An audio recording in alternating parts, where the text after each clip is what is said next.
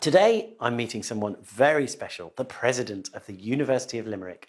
I'm going to be finding out more about the partnership between the University of Limerick and the Irish Chamber Orchestra. Let's see what she's got to say about how both organisations thrive in this creative hub that is Limerick City.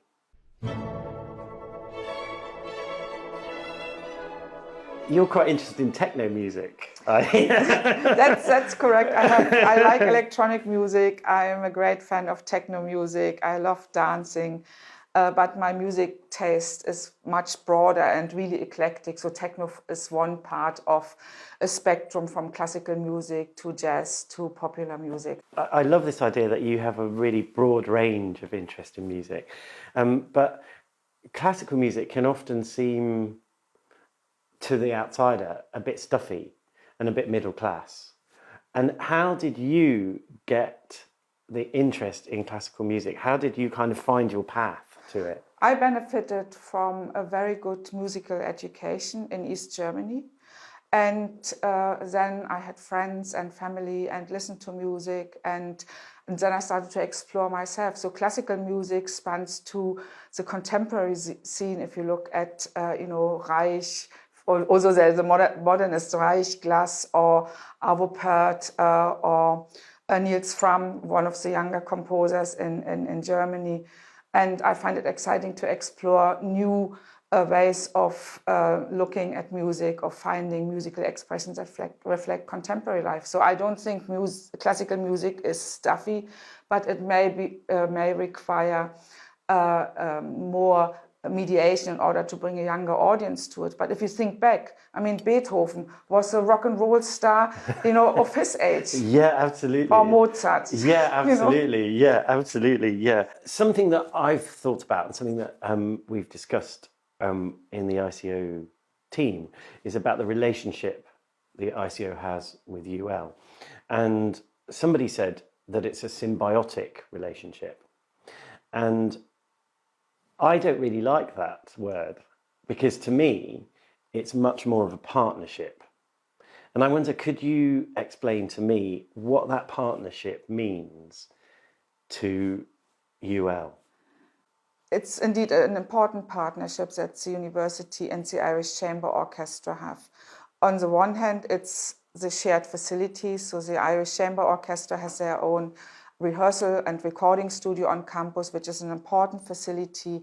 But moreover, we have really talented and committed students who come to the university, who take on programs in music and in other creative disciplines, and have the opportunity to collaborate with the ICOs, collaborate in terms of their performance, attaining professional values, but also experiment creatively. And it's important that, for instance, one of the core musicians of the Irish Chamber Orchestra is the program leader for the Masters in Classical Strings. And so there's a very close relationship to support the development of the students. But I also think that the orchestra has an opportunity, by collaborating with different parts of the university, for instance, our people in digital media, or the dance program, or creative writers, to also enhance their repertoire.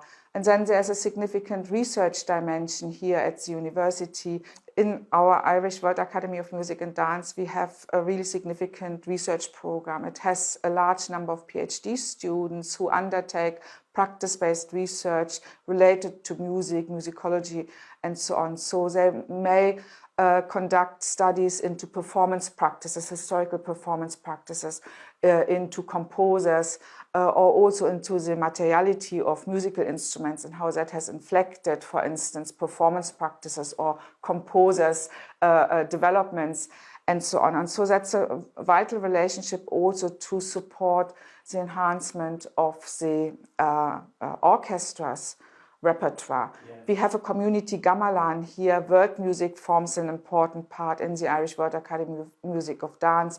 And again, the partnerships that they are forming also have a opportunity for the ICO to, work on their repertoire. But the important basis for the relationship between the university and the orchestra is a shared value base. So together there's a strong engagement to support access and diversity in music education, for instance through the Sing Out with Strings program in the community, where young children become the opportunity to take up instruments, to sing and perform, and therefore nurture educational aspiration, develop their talents, and hopefully join the university in the future. Yeah, actually though, it's very interesting what you say, because the way you describe it, I'm wrong. It's not a partnership. It is a symbiotic relationship. You could call it that, and that's something that we want to develop further in the future, because we have lots more to gain from. And for the university, it's really important that we offer a rich environment for all students to study.